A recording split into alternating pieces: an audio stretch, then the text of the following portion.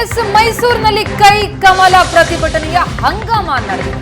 ಒಂದು ಕಡೆ ಕಾಂಗ್ರೆಸ್ನಿಂದ ಶಕ್ತಿ ಪ್ರದರ್ಶನ, ಮತ್ತೊಂದೆಡೆ ಬಿಜೆಪಿಯಿಂದ ಸಿಎಂ ರಾಜೀನಾಮೆಗೆ ಒತ್ತಾಯಿಸಿ ಪ್ರತಿಭಟನೆ. ಮೈಸೂರು ಬಿಜೆಪಿ ಕಾರ್ಯಕರ್ತರು ಭಾರೀ ಪ್ರತಿಭಟನೆಯ ಪ್ಲಾನಿಂಗ್ ಅನ್ನು ನಡೆಸಿದ್ದಾರೆ. ಜಿಲ್ಲಾ ಪಂಚಾಯತ್ ಕಚೇರಿಗೆ ಮುತ್ತಿಗೆ ಹಾಕುವಂತೆ ಬಿಜೆಪಿ ಕರೆ ಕೊಟ್ಟಿದೆ.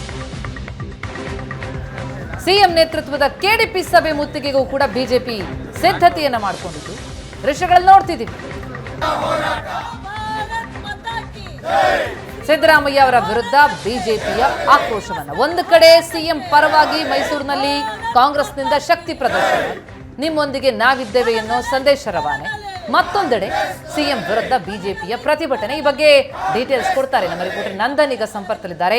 ನಂದನ್, ಇವತ್ತು ಮೈಸೂರು ಕೇಂದ್ರ ಬಿಂದು ಆಗಿದೆ. ಒಂದು ಕಡೆ ಎಫ್ಐಆರ್ ದಾಖಲಾಗುತ್ತೆ ಸಿಎಂ ವಿರುದ್ಧ, ಮತ್ತೊಂದೆಡೆ ಖುದ್ದು ಸಿಎಂ ಮೈಸೂರಿನಲ್ಲಿ ಕಾರ್ಯಕ್ರಮಗಳಲ್ಲಿ ಭಾಗಿಯಾಗ್ತಾ ಇರೋದ್ರಿಂದಾಗಿ ಒಂದು ಕಡೆ ಶಕ್ತಿ ಪ್ರದರ್ಶನ, ಮತ್ತೊಂದು ಕಡೆ ಬಿಜೆಪಿಯಿಂದ ಪ್ರತಿಭಟನೆ. ಬಿಜೆಪಿ ಯಾವ ರೀತಿಯಲ್ಲಿ ಒತ್ತಾಯ ಹಾಕೋದಕ್ಕೆ, ಪ್ರತಿಭಟಿಸೋದಕ್ಕೆ ಪ್ಲಾನಿಂಗ್ ನಡೆಸಿದೆ?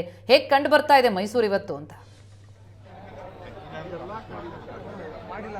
ಪ್ರತಿಮಾ, ಇವತ್ತು ರಾಜ್ಯ ರಾಜಕೀಯದ ಚಿತ್ತ ಮೈಸೂರಿನತ್ತ ನೆಟ್ಟಿರ್ತಕ್ಕಂಥದ್ದು. ಸಿಎಂ ಸಿದ್ದರಾಮಯ್ಯ ವಿರುದ್ಧ ಲೋಕಾಯುಕ್ತ ತನಿಖೆಗೆ ಕೋರ್ಟ್ ಆದೇಶ ಕೊಟ್ಟಿದೆ.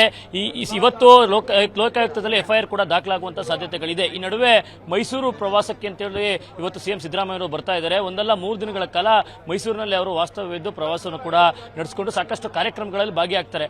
ಒಂದು ಕಡೆ ಸಿಎಂ ಸಿದ್ದರಾಮಯ್ಯ ಅವರ ಪರ ನಾವು ಇದೀವಿ ಅಂತ ಹೇಳಿ ಕಾಂಗ್ರೆಸ್ನ ಕಾರ್ಯಕರ್ತರು ಇವತ್ತು ಅವರನ್ನು ಸ್ವಾಗತ ಮಾಡಲಿಕ್ಕೆ ಈಗಾಗಲೇ ಮೈಸೂರು ವಿಮಾನ ನಿಲ್ದಾಣ ಸೇರಿರ್ತಕ್ಕಂಥದ್ದು. ಮತ್ತೊಂದು ಕಡೆ ಸಿಎಂ ಸಿದ್ದರಾಮಯ್ಯನವರಿಗೆ ಒಂದು ವಿರೋಧ ಕೂಡ ವ್ಯಕ್ತ ಆಗ್ತಕ್ಕಂಥದ್ದು. ನೂರಾರು ಬಿಜೆಪಿ ಕಾರ್ಯಕರ್ತರಿಂದ ಇವತ್ತು ಪ್ರತಿಭಟನೆ ಕೂಡ ನಡೀತಾ ಇದೆ. ನೀವು ದೃಶ್ಯಗಳಲ್ಲೂ ಕೂಡ ಗಮನಿಸಬಹುದು. ಮೈಸೂರಿನ ಬಿಜೆಪಿ ಆಫೀಸ್ ಬಳಿ ನೂರಾರು ಬಿಜೆಪಿ ಕಾರ್ಯಕರ್ತರುಗಳು ಕಪ್ಪು ಪಟ್ಟಿಯನ್ನು ತರಿಸಿ ಪ್ರತಿಭಟನೆಯನ್ನು ಕೂಡ ನಡೆಸ್ತಾ ಇರ್ತಕ್ಕಂಥದ್ದು. ಮೂಢ ಹಗರಣದಲ್ಲಿ ಸಿಎಂ ಸಿದ್ದರಾಮಯ್ಯನವರು ಸಿಲುಕಿದ್ದಾರೆ. ಅವರು ತತ್ಕ್ಷಣ ರಾಜೀನಾಮೆ ಕೊಡಬೇಕು ಅನ್ನುವಂಥದ್ದು ಇವರ ಆಗ್ರಹ ಕೂಡ ಆಗಿರ್ತಕ್ಕಂಥದ್ದು.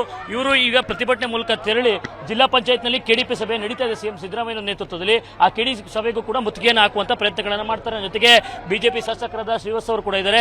ಸರ್, ಮುತ್ತಿಗೆಗೆ ಪ್ಲಾನ್ ಮಾಡ್ತಾ ಇದ್ದೀರಿ, ಏನೆಲ್ಲ ಸಿದ್ಧತೆಗಳಾಗಿದೆ ಸರ್? ಏನು ಒತ್ತಾಯ ಮಾಡ್ತಾ ಇದ್ದೀರಿ? ಮುಖ್ಯಮಂತ್ರಿಗಳು ರಾಜೀನಾಮೆ ಕೊಡೋ ತನಕ ನಮ್ಮ ಈ ಹೋರಾಟ ನಡೆಯುತ್ತೆ. ಒಬ್ಬ ಮುಖ್ಯಮಂತ್ರಿಯ ಮೇಲೆ ಎಫ್ಐಆರ್ ದಾಖಲಾಗಬೇಕಾಗಿದೆ. ನೀವಿದ್ದೀರಾ ಸ್ಥಾನದಲ್ಲಿ ಅನ್ನೋ ಕಾರಣಕ್ಕೆ ಎಫ್ಐಆರ್ ದಾಖಲು ಮಾಡೋಕ್ಕೆ ಕಷ್ಟ ಆಗ್ತಾ ಇದೆ. ಎಫ್ಐಆರ್ ಮಾಡಬೇಕು, ನಿಮಗೆ ನೋಟಿಸ್ ಕೊಡಬೇಕು, ವಿಚಾರಣೆ ಕರಿಬೇಕು, ಸಮಯ ಬಂದರೆ ಬಂಧನ ಮಾಡಬೇಕು. ಎಲ್ಲದಕ್ಕೂ ನೀವು ಮುಖ್ಯಮಂತ್ರಿ ಆಗಿದ್ರೆ ಮಾಡೋಕ್ಕಾಗಲ್ಲ. ಹಾಗಾಗಿ ರಾಜೀನಾಮೆ ಕೊಡಿ. ಕೋರ್ಟ್ ಅಬ್ಸರ್ವ್ ಮಾಡಿದೆ. 197 ಪುಟದಲ್ಲಿ ಹೈಕೋರ್ಟ್ ಅಬ್ಸರ್ವೇಷನ್ ಇಟ್ಟಿದೆ. ನೀವು ಬಚಾಯಿಸ್ಕೊಳಕ್ಕಾಗಲ್ಲ. ಹಾಗಾಗಿ ರಾಜೀನಾಮೆ ಕೊಡಿ ಅನ್ನುವಂಥ ಒತ್ತಾಯವನ್ನ ಈಗ ಮಾಡ್ತಾ ಇದ್ದೀವಿ. ಸರ್, ಅವರು ರಾಜೀನಾಮೆ ಕೊಡಲ್ಲ ಅಂತಿದ್ದಾರೆ. ನಿಮ್ಗೆ ವಿಶ್ವಾಸ ಇದೆ ಸರ್? ಪ್ರತಿಭಟನೆ ಮಾಡ್ತಾ ಇದ್ದೀರಿ, ಮುತ್ತಿಗೆಗಳಾಗ್ತಾ ಇದೆ, ರಾಜೀನಾಮೆ ಕೊಡ್ತಾರೆ ಅಂತ ಅನ್ಸುತ್ತಾ? ಒತ್ತಡ ಮಾಡಲೇಬೇಕಲ್ಲ, ಅನಿವಾರ್ಯ ಅಲ್ಲ. ನೀವು ವಾಲ್ಮೀಕಿ ಹಗರಣದಲ್ಲಿ ಏನು ಮಾಡಿದ್ರಿ? ನಾಗೇಂದ್ರ ಅವ್ರ ಮೇಲೆ ಎಫ್ಐಆರ್ ಆಗಿತ್ತಾ? ಯಾಕೆ ರಾಜೀನಾಮೆ ತಗೊಂಡ್ರೆ?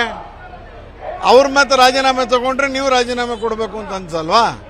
ಆ ಹಿನ್ನೆಲೆಯಲ್ಲಿ ನಾವು ಒತ್ತಡ ಮಾಡ್ತಾ ಇದ್ದೀವಿ. ಸಾರ್ವಜನಿಕರ ಒತ್ತಡ ನಿಮ್ಮ ಮೇಲೆ ಗೊತ್ತಾಗಬೇಕಲ್ಲ, ನೀವು ಮಾಡ್ತಾ ಇದ್ದೀರ ತಪ್ಪು ಅಂತ. ಆ ಹಿನ್ನೆಲೆಯಲ್ಲಿ ಹೋರಾಟವನ್ನು ಮಾಡ್ತೀವಿ. ರಾಜೀನಾಮೆ ಪಡೆಯೋ ತನಕ ನಮ್ಮ ಹೋರಾಟ ಇದ್ದೇ ಇರುತ್ತೆ. ನಿಮ್ಮ ಪ್ರತಿಭಟನೆ ಹತ್ತಿಕ್ಕಲಿಕ್ಕೆ ಸಾಕಷ್ಟು ಪೊಲೀಸರು ನಿಯೋಜನೆ ಆಗಿದೆ. ಪ್ರತಿಭಟನೆ ಯಾವ ರೀತಿ ಸಾಗುತ್ತೆ? ಮಾಮೂಲಿ ಮುಖ್ಯಮಂತ್ರಿಗಳು ಬಂದಿದ್ದಾರೆ ಅಂದ್ರೆ ಸಹಜವಾಗಿ ಇದು ಮಾಡ್ತಾ ಇದ್ದಾರೆ. ಆ ಹಿನ್ನೆಲೆಯಲ್ಲಿ ನಮ್ಮನ್ನು ಅರೆಸ್ಟ್ ಮಾಡ್ತಾರೆ. ಅರೆಸ್ಟ್ ಒಂದು ಪ್ರೋಸೆಸ್, ಅದಕ್ಕೇನು ಮಾಡೋಕ್ಕಾಗಲ್ಲ. ಅದರ ಒಟ್ಟಾರೆ ಇಡೀ ರಾಜ್ಯದಲ್ಲಿ ಇದೇ ಮಾದರಿ ನಡೆಯುತ್ತೆ. ನೀವೆಲ್ಲೆಲ್ಲಿ ಹೋದ್ರೂ ಇದೇ ಮಾದರಿ ನಡೆಯುತ್ತೆ. ಸಜ್ಜಾಗಿರಿ, ಎಚ್ಚರವಾಗಿರಿ. ಅದೆಲ್ಲ ಬೇಡ ಅನ್ನೋದಾದ್ರೆ ರಾಜೀನಾಮೆ ಕೊಡಿ. ಎಫ್ಐಆರ್ ದಾಖಲು ಮಾಡುವಂತ ಪ್ರೋಸೆಸ್ ಕೂಡ ತಡ ಆಗ್ತಾ ಇದೆ ಅನ್ನುವಂತ ಆರೋಪ ಇದೆ. ಸಹಜವಾಗಿ ಇವತ್ತು ಮುಖ್ಯಮಂತ್ರಿ ಮೈಸೂರಲ್ಲಿದ್ದಾರೆ. ಹೆಂಗ್ರಿ SP ಮಾಡ್ತಾರೆ? SPಗೆ ಯಾವ ಧೈರ್ಯ ಇರುತ್ತಾರೆ? ನಾವು ಅದನ್ನೇ